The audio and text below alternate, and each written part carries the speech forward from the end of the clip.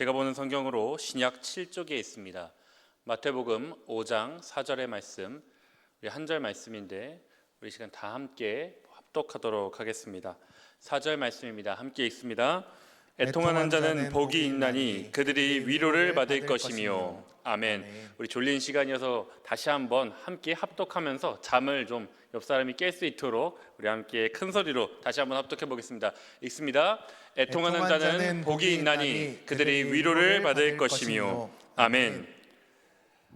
산에서 길을 잃었을 때 가장 이제 어떻게 해야 되는지 이제 주어지는 안전 수칙이 있습니다.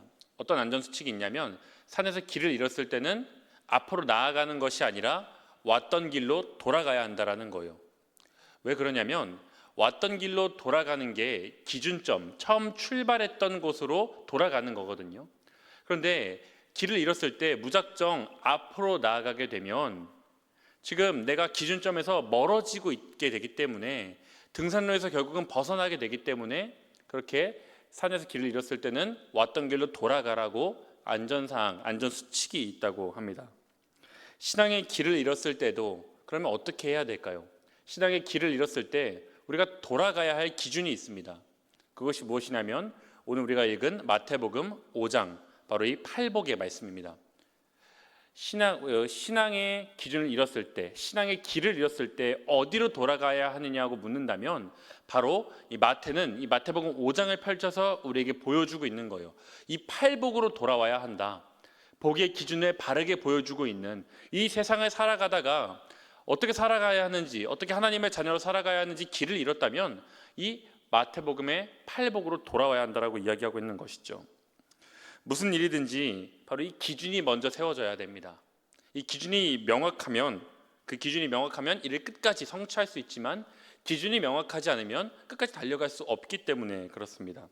예수님이 이 땅에 오신 것도 바로 이 무너진 기준을 바로 세우기 위해 오셨던 거예요. 예수님이 마태복음은 설교로 이루어진 책이라고 말씀을 드렸었는데 그 중에서 가장 앞에 마태복음 5장에서 첫 설교가 등장을 하는데 예수님 그 중에서 마태복음 8복을 이야기하십니다. 산상순, 산 위에 앉으셔서 처음으로 말씀을 설교를 하시는데 이 복이 무엇인지에 대해서 기준을 다시 바르게 잡아주시는 거예요. 이 세상을 살아가는 우리가 하늘의 복을 기준, 하늘에서 말씀하시는 복의 기준으로 살아가야 하기 때문에 예수님께서 기준을 다시 잡아주셨다라는 거죠. 지난 시간에는 우리가 심령이 가난한 자는 하나님 없이 살 수 없는 사람이기 때문에 복되다라고 배웠었습니다. 우리 함께 나눠드린 이 유인물이 있는데요. 이 유인물 우리 2번 한번 첫 번째 복에 대한 복습을 다 함께 읽어보도록 하겠습니다. 함께 읽어볼까요? 읽겠습니다. 심령이 가난하다는 것은 하나님 없이는 살 수 없음을 인정하는 상태입니다. 다윗은 왕이었지만 나는 가난하고 궁핍하다 고백하며 하나님만 의지했습니다. 수로보니게 여인은 부스러기 은혜라도 족하다며 매달릴 만큼 간절했습니다. 세상 기준으로는 부족해 보여도 하나님께 철저히 매달리는 사람이 천국을 소유한 가장 복된 자입니다.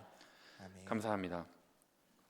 오늘 두 번째 복에 대해서 살펴볼 건데요. 두 번째 복은 우리가 본문에서 읽었던 것처럼 애통하는 사람입니다. 애통은 어떤 뜻이냐면 슬플 애 아플 통자를 쓰더라고요. 가슴이 찢어지도록 아픈 슬픈 상태를 의미하는 거예요. 슬퍼하는 사람들 세상에서 굉장히 많거든요. 살면서 사실 울 일이 더 많은 것 같습니다. 인생을 네 글자에 담는다면 희로애락이라고 하는데 그 인생의 한 부분을 담당할 만큼 우리의 슬픔은 우리와 먼 이야기가 아니라 어쩌면 우리는 대평생의 일생의 대부분을 울면서 지내는지도 모르겠습니다. 그런데 성경이 말하고자 하는 오늘 이 팔복에서 이야기하는 슬픔은 애통이라는 것은 인생에서 비롯된 슬픔이 아닙니다. 무엇이냐면 애통은 펜테오라는 단어를 쓰고 있는데 이 단어는 바로 죄와 연결된 단어예요. 어떤 단어냐면요, 죄악된 상태를 바라볼 때 흘러나오는 눈물을 의미합니다. 이 어떤 사람이건 어떤 나라건 죄악에 빠져있는 그 대상을 바라보면서 눈에서 흘러내리는 눈물, 그 상태를 애통이라고 이야기하는 거예요. 그러면 왜 죄를 바라볼 때 눈물이 날까요? 울 일 많은데 왜 죄악된 죄 속에 빠져 있는 사람들, 죄 가운데 빠져 있는 나라, 지도자들을 바라보면서 어쩌면 죄악 가운데 빠져 있는 내 삶을 바라보면서 왜 눈물이 납니까? 죄를 스스로 해결할 수 없기 때문에 그렇습니다. 에스라는 이스라엘 백성들의 그 범죄를 바라보면서 그는 통곡하며 슬퍼했습니다. 우리 에스라 9장 6절 말씀을 함께 합독하겠습니다. 읽겠습니다.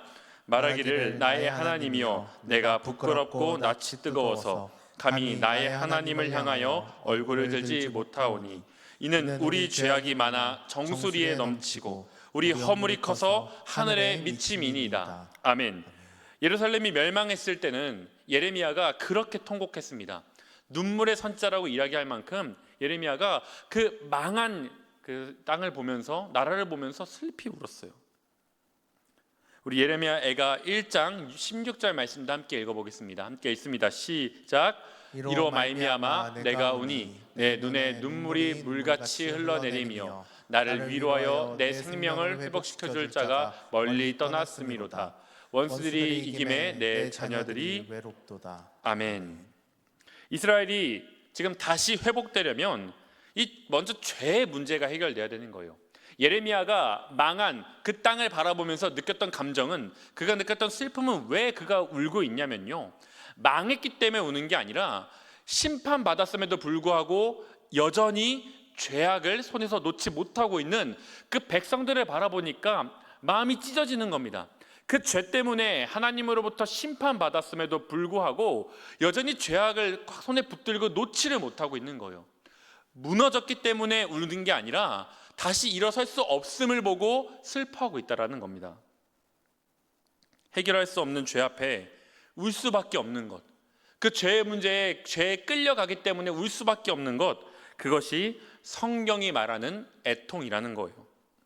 그래서 애통하는 사람은요, 회개할 수밖에 없습니다. 다윗이 그랬어요. 다윗이 왕이었고 부유했고 하나님 마음에 합한 자였지만 그도 넘어진 적이 있습니다. 아시다시피 밧세바를 범했을 때 일인데요. 그때 밧세바를 범하고 나서 이제 나단 선지자가 찾아와가지고 이제 다윗을 꾸짖게 됩니다. 하나님 말씀으로 이제 꾸짖을 때 다윗이 그 말씀을 듣고 마음을 찢으며 회개해요. 그런데 그가 단순하게 한 번 회개하고 돌아섰다는 것이 아니라 성경은 뭐라고 기록하고 있냐면 다윗이 너무 많이 울어서 그의 침상이 매일 젖었다라고 이야기합니다. 그가 덮고 자는 이불이 다 젖을 만큼 그는 눈물로 회개하게 되었어요. 왜 그렇게까지 회개했습니까? 왜 그렇게까지 애통했습니까? 자신의 죄를 바라보니까 자신의 죄 때문에 하나님과의 관계가 단절된 거예요. 이전까지는 하나님과의 관계가 너무 좋았고 관계가 잘 이루어졌었는데 이 죄가 하나님과 자신의 그 관계를 막아선 겁니다. 그것을 바라보고 그는 애통해하면서 울었다라는 거예요. 여러분, 아이들이 언제 가장 크게 울까요? 아이를 키워보니까 이제 조금 큰 첫째 아이가 있는데 아이가 언제 크게 우는지 생각을 해보니까요, 막 서글프고 이럴 때가 아니라 이런 때인 것 같아요. 자기 힘으로 해결할 수 없는 실수를 저질렀을 때 너무 당황해가지고 아이가 자기도 모르게 흐느끼며 웁니다. 그런데 그 흐느낀 울음 속에 부모는 그 흐느끼는 울음소리 거기에 반응하는 거예요. 달려가서 보면 딱 봐도 이 아이 혼자서는 해결할 수 없는 실수를 저지른 거예요. 그러면 부모는 그 실수를 저지른 아이를 보면서 뭐라고 이야기합니까? 일단은 그 실수부터 수습을 하는 거예요. 그리고 아이를 용서하고 야단치고 훈계하는 겁니다.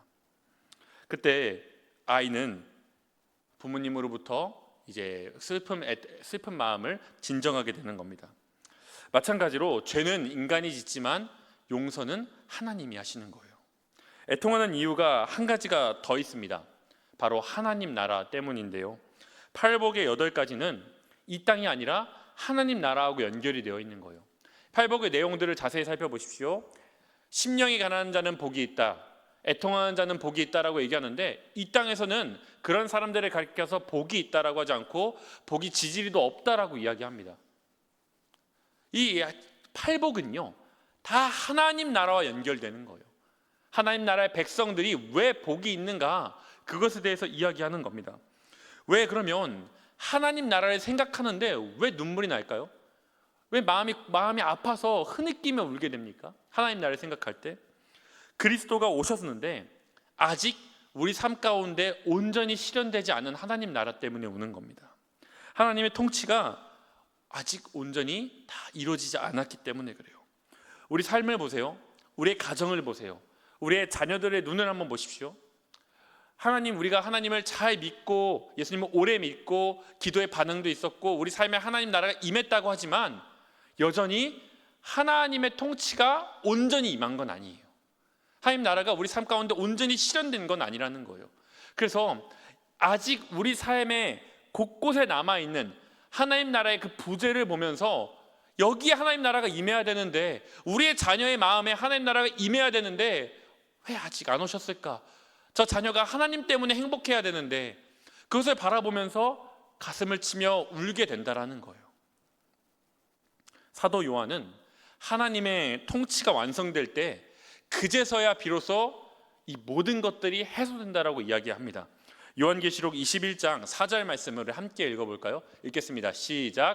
모든 눈물을 그 눈에서 닦아주시니 다시는 사망이 없고 애통하는 것이나 곡하는 것이나 아픈 것이 다시 있지 아니하니 처음 것들이 다 지나갔음이로라. 아멘.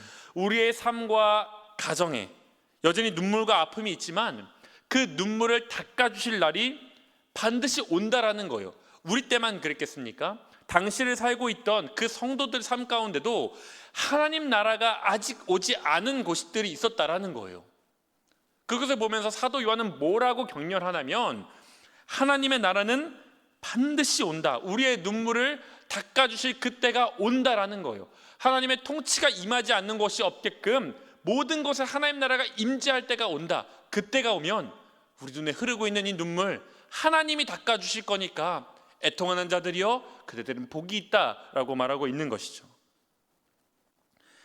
그러면 하나님께서 이 애통하는 자들이 왜 복되다고 오늘 예수님 말씀하십니까? 울면서 흐느끼고 있는 자들 향해서 예수님 그대들이야말로 바로 복이 있다라고 말씀하시는데 그 복의 근거가 무엇입니까? 그들이 위로를 받을 것이기 때문에 그렇습니다. 애통하는 자에게 약속된 것, 그것은 위로입니다. 하나님은 그러면 애통하는 자들을 어떻게 위로하실까요? 울고 흐느끼며 울음을 멈출 수 없는 자들, 슬픔 가운데 잠겨있는 자들을 우리 하나님 어떻게 위로하실 수 있을까요? 함께 하심으로 위로하신다라고 말씀하시는 거예요. 하나님이 그 우는 자의 곁에 서신다라는 겁니다. 하나님은 애통한 자들을 함께 하심으로 위로하십니다. 이 위로라는 단어의 헬라어 파라칼레오가 쓰여졌는데요. 쉽게 설명하면 이 단어는 하나님께서 말씀하시는 위로는 어떤 의미냐면 곁으로 부른다라는 의미예요. 하나님의 곁으로 하나님이 부르시는 겁니다. 곧 하나님의 위로는요, 멀리서 힘내라고 던지는 그런 멀리서 던지는 위로의 차원이 아니라 가장 가까이 다가와서 하나님의 품에 끌어안아 주시는 하나님의 위로라는 거예요. 메시지 성경은 그래서 우리 오늘 읽은 본문을 이렇게 번역합니다. 들어보세요. 그때에야 너희는 가장 소중한 분의 품에 안길 수 있다. 하나님의 위로란 그분의 품에 끌어안아 주시는 겁니다. 하박국 선지자가 바로 이 하나님의 안아주심을 경험했습니다. 그의 시대는 바벨론의 침략으로 인해서 유다가 완전히 멸망했을 때거든요. 하박국이 우리가 잘 아시다시피 하박국이 노래에서 이렇게 고백하잖아요. 하박국 3장 17절과 18절인데요. 우리 함께 한번 읽어볼까요? 읽겠습니다. 시작. 비록 무화과 나무가 무성하지 못하며 포도나무에 열매가 없으며 감람나무에 소출이 없으며 밭에 먹을 것이 없으며 우리의 양이 없으며 외양간에 소가 없을지라도 나는 여호와로 말미암아 즐거워하며 나의 구원의 하나님으로 말미암아 기뻐하리로다. 아멘. 하박국이 부른 노래는 지금 우리가 단순한 가정 가운데 이야기하는 게 아니에요. 하나님 이런 거 없어도 저 괜찮습니다. 그렇게 가정 가운데 이야기하는 게 아니라 실제로 그의 눈에는 지금 남아있는 게 없는 거예요. 이미 바벨론에 의해서 다 수탈당해서 빼앗겼고 주권도 상실했고 밭에 소출이 없는 겁니다. 내일의 양식을 걱정해야 되는 상황 가운데 있는 거예요. 무슨 말이냐면 소망이 없다라는 겁니다. 그런데 이 하박국은 소망이 없는 그 상태에서 지금 이 노래를 고백하고 있는 거예요. 그래서 이 하박국이 고백한 이 노래는요, 현실 속에서 터져나온 고백이었다라는 겁니다. 애통할 수밖에 없는 상황인데, 눈물을 흘릴 수밖에 없는 상황인데, 그는 즐거워하고 기뻐하고 있어요. 하나님으로 말미암아 나는 기뻐 노래하리로다. 하박국이 춤추며 노래하고 있습니다. 왜냐하면요, 이게 끝이 아님을 하나님이 알려주셨기 때문에 그래요. 이대로 끝나지 않는다. 내일에 소망이 없는 것처럼 보이지만 하나님이 다시 소망이 되어주시겠다. 하나님께서 반드시 회복하실 것을 그가 믿었기 때문에 노래할 수 있었다라는 겁니다. 그래서 그는 절망 가운데서도 하나님 때문에 다시 소망을 붙잡은 사람이 되었어요. 하지만 하박국이 사실 처음부터 이렇게 소망을 가졌던 사람은 아니었거든요. 하박국 1장, 우리가 읽은 3장, 이렇게 하박국 총 3장으로 되어 있는데, 하박국 1장에서는요 전혀 다른 모습입니다. 하박국이 하나님을 향해서 먼저 기도해요. 하나님, 원망하고 하나님께 호소하는 겁니다. 이 바벨론에 의해서 나라가 쑥대밭이 됐는데 이스라엘의 하나님은 어디 가셨습니까? 라고 하박국이 하나님께 따져 묻는 거예요. 그가 애통해하면서 마음을 찢으면서 울면서 기도하고 있어요. 하나님을 향해서 어쩌면 원망을 하고 있는지도 모릅니다. 그런데 불과 1장부터 3장 넘어오는 그 순간에 하박국은 전혀 다른 사람이 되어 있어요. 3장에 와서는 하나님을 전적으로 신뢰하고 있습니다. 애통해하고 원망했던 사람이요, 하나님을 찬양하고 노래하고 있다라는 거예요. 하나님께 소망을 두고 있다라는 겁니다. 그러면 그 사이에 무슨 일이 있었을까요? 사람이 너무 변했잖아요. 하나님이 이 하박국을 위로해 주셨다라는 거예요. 하나님이 하박국을 끌어안아 주셨다라는 겁니다. 하박국, 그의 이름처럼요, 그 이름이 포옹하다, 껴안다라는 뜻을 가지고 있는데요, 하박국이 당시 눈앞에 보였던 자기의 민족의 아픔과 슬픔을 그가 껴안고 기도했잖아요. 그렇게 울면서 민족의 슬픔에 잠겨있는 그들을 위해 기도하고 있는 하박국을요, 이번에는 하나님이 끌어안으신 거예요. 하나님이 하박국을 안아주시면서 그를 위로해 주시는 겁니다. 생각해 보세요. 하나님이 하박국을 안아주실 때 하박국이 어떤 위로를 얻었을까요? 하나님, 우리 안 떠나셨구나. 하나님, 우리 곁에 계시는구나. 여러분, 그러면 소망이 있는 것 아니겠습니까? 밭에 먹을 것이 없어도, 외양간에 송아지 없어도 하나님이 이스라엘의 주인이시고 아직 떠나지 않으셨다면 다시 소망을 꿈꿀 수 있는 겁니다. 지금 당장 눈앞에 있는 소출과 외양간의 송아지가 내일의 희망이요, 내일의 소망이 아니라, 지금 없더라도 그런 것들이 지금 나와 함께 하신 하나님이 떠나지 않았다면 거기에 소망이 있고 거기에 빛이 있는 겁니다. 그래서 하박국이요, 자신을 안아주시는 하나님을 힘입어서 그가 다시 일어나는 거예요. 다시 춤추며 찬양하게 되었다라는 겁니다. 누가복음을 보면요, 두 사람이 성전에 나와서 기도하는 장면이 있습니다. 두 사람이 성전에 나와서 기도해요. 먼저는 바리새인이 나옵니다. 우리 누가복음 18장 11절, 우리 12절 말씀 연달아서 한번 같이 읽어보겠습니다. 읽겠습니다. 바리새인은 서서 따로 기도하여 이르되, 하나님이여, 나는 다른 사람들 곧 토색, 불의, 간음을 하는 자들과 같지 아니하고 이 세리와도 같지 아니함을 감사하나이다. 나는 일회에 2번씩 금식하고 또 소득의 11조를 드리나이다 하고. 아멘. 바리새인이 나옵니다. 그가 성전 맨 앞자리까지 나와서 기도해요. 그런데 여러분, 그의 기도의 내용을 자세히 보세요. 그가 기도하고 있나요? 아니에요. 자랑하고 있어요. 하나님, 저 필요하시죠? 하나님, 저 쓸모 있죠? 저 잘하고 있죠? 그렇게 사람들 가운데 맨 앞자리에 나와서 서서 자기가 여태까지 하나님 앞에 드렸던 것, 하나님 앞에 행했던 것들을 자랑하며 나열하고 있어요. 기도가 아닙니다. 그때 또 한 사람이 성전 맨 뒷자리, 그 자리에서 울면서 기도하고 있어요. 가슴을 치면서 기도하고 있습니다. 누굽니까? 세리입니다. 우리 13절 말씀도 함께 읽어보겠습니다. 읽겠습니다. 시작. 세리는 멀리 서서 감히 눈을 들어 하늘을 쳐다보지도 못하고 다만 가슴을 치며 이르되, 하나님이여 불쌍히 여기소서, 나는 죄인이로소이다 하였느니라. 아멘. 세리는 지금 저 먼 발치에 서서 거기서 가슴을 치면서 애통하면서 기도하고 있습니다. 지금 두 대상이 성전 앞에 나와 기도하고 있는데, 하나는 자신의 의를 드러내고 있는 반면에 한 사람은 사람들 눈에 띌까 봐 가슴을 치면서 애통하며 그렇게 기도하고 있더라는 거예요. 이들을 바라보는 주님, 이 두 사람을 주님이 바라보시면서 이 두 사람에 대한 평가가 바로 그 뒤에 이어져 나옵니다. 우리 14절 말씀 한번 우리 빨간 글 쓰는 데까지 한번 같이 읽어보겠습니다. 읽겠습니다. 시작. 내가 너희에게 이르노니 이에 저 바리새인이 아니고 이 사람이 의롭다 하심을 받고. 아멘. 잠시 말씀을 띄워놔 주시면 감사하겠습니다. 지금 예수님이요, 두 사람을 다 보셨어요. 그렇죠. 맨 앞자리에 나와서 기도하고 있는 바리새인과 맨 뒷자리에 보이지도 않는 곳에서 서서 울며 가슴을 치면서 회개하고 있는 세리를 보고 계시는 거예요. 두 사람을 다 보고 계시는데요, 이 두 사람을 가리키는 그 말씀이 우리의 마음을 울립니다. 저 바리새인, 이 사람, 저 바리새인은 바리새인을 의미하는 것이고 이 사람은 세리를 의미합니다.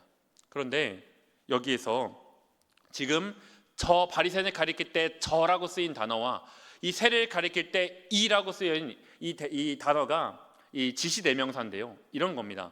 우리가 가까운 것, 눈앞에 보이는 것, 좀 더 가까운 것을 가리킬 때, 사물이나 사람을 가리킬 때는요, 이것, 이 사람이라고 가리켜요. 그렇죠? 그런데 조금 멀리 떨어져 있는, 이것보다 더 멀리 떨어져 있는 것을 향해서 뭐라고 사물과 사람에 대해서 이야기합니까? 저것, 저 사람이라고 이야기해요. 그런데 말씀해 보세요. 예수님이 바리새인을 향해서는 저 바리새인, 세리를 향해서는 이 사람이라고 이야기하는 거예요. 물리적으로 가까이 있었던 바리새인에게는요, 저 바리새인이라고 표현하시고, 물리적으로는 멀리 떨어져서 모르겠어요, 보이는지도 모르겠습니다. 그런데 그 세리에게는 더 가까운 표현인 이 사람이라고 부르시고 있는 거예요. 지금 예수님과 더 가까운 사람, 예수님은 누구를 더 가깝다고 생각하고 계시는 거예요? 세리를 더 가깝다라고 이야기하고 계시는 겁니다. 비록 공간적으로는 멀리 있지만 애통하는 심령을 주님께서 끌어안으셨습니다. 교만하는 자는 밀어내시고 애통하는 자는 예수님께서 옆에 가서 그를 끌어안아주고 계시는 거예요. 죄로 인해 애통하는 영혼을 곁에 두시고 끌어안으시고 그의 눈에서 흐르는 눈물을 예수님 손으로 닦아주고 계십니다. 주님께서는 그래서 애통하는 자 곁에 계시는 거예요. 울고 있는 사람의 곁에 계시는 겁니다. 바리새인이 아니라 이 세리. 오늘 우리로 말하면요, 우리의 가정 때문에 울고 있는 바로 우리의 그 자리, 우리가 기도하고 있는 우리의 옆자리, 우리의 가정 때문에, 우리의 자녀 때문에 하나님 앞에 기도하면서 울면서 애통해하고 있는 우리 옆자리에 주님이 찾아오신다라는 겁니다. 우리 나눠드린 유인물 맨 마지막 4번 오늘의 메시지 함께 읽고 말씀을 정리하고자 합니다. 오늘의 메시지 함께 심령이 가난한 자부터 함께 같이 읽겠습니다. 심령이 가난한 자는 하나님 없이는 안 된다고 고백하는 사람, 애통하는 자는 죄와 세상의 아픔 앞에서 울며 회개하는 사람, 하나님은 그 곁에 오셔서 눈물을 닦아주시고 품에 안아주십니다. 그래서 심령이 가난한 자와 애통한 자는 참으로 복된 사람입니다. 사랑하는 여러분, 오늘 이 예배자리 가운데 나와 애통해하고 있는 우리를 향해서 예수님의 위로가 준비되어 있습니다. 우리 곁에 우리를 찾아와서 우리를 끌어안아 주시면서 이 사람, 내 자녀라고 말씀하시는 그 하나님의 위로로 다시 힘을 얻는 시간 되시기를 소망합니다. 우리 함께 시간 찬양하면서 나아가길 소망하는데요, 마음이 상한 자를 함께 찬양하겠습니다.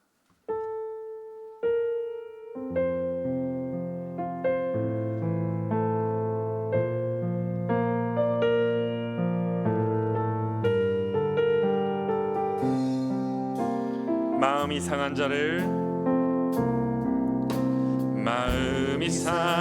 자를 고치시는 주님, 하늘의 아버지 날 주관하소서. 주의 길로 인도하사 자유케 하소서. 새 일을 행하 줄이고 의에 줄이고 목이 마르니 성령의 기름 부으소서. 의에 줄이고 의에 줄이고 목이 마르니 내 잔을 채워. 의에 줄이고 의에 줄이고 목이 마르니 성령의 기름 부으소서. 의에 줄이고 목이 마르니 내 잔을 채워 주소서. 우리 함께 이 시간 기도하기를 소망합니다. 사랑하는 여러분, 애통하는 우리를 향해서 주님 말씀하십니다. 내가 위로해 주신다 말씀하십니다. 안아주신다 말씀하십니다. 다른 사람들이 아니라 울며 애통하고 있는 자 곁에 주님이 서 계십니다. 우리의 곁에 주님이 서 계십니다.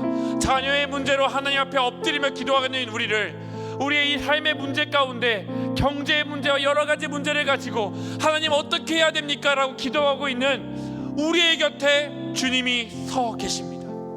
그리고 우리를 위로하시는 거예요. 우리를 안아주시는 겁니다. 주님이 끌어안아 주시는 겁니다. 여러분, 누가 우리를 안아주신다고 우리가 위로를 받을 수 있겠습니까? 주님이 우리를 안아주실 때 비로소 우리가 참된 위로에 잠기는 것입니다. 지금 우리 함께 기도할 때 하나님 계속 애통하는 자리에 있게 하여 주시옵소서. 힘들 때는 주님 바라보며 기도하겠습니다. 하나님, 우리의 자녀, 우리의 가정, 우리의 구역, 우리의 교회, 하나님 애통하는 이곳에 하나님이 함께 하시고 안아주시옵소서. 이 시간을 함께 위로하신 하나님께 기대하며 애통의 문제를 내려놓고 기도하며 나아가도록 하겠습니다.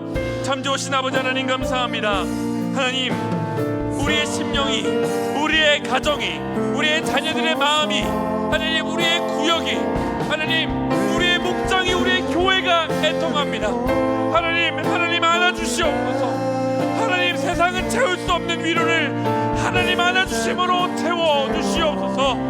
주여, 세상에서 위로받기를 거절하고 하나님께 위로받고자 나왔습니다. 하나님 안아주시고 우리의 눈에 흐르는 눈물 닦아주신다 하셨사오니, 우리의 눈에 흐르는 눈물, 자녀들의 눈에 흐르는 눈물, 우리의 구역원의 눈에 흐르는 눈물들을, 우리의 성도들의 눈에 흐르는 눈물을 하나님 닦아주시옵소서. 하나님 안아주시옵소서.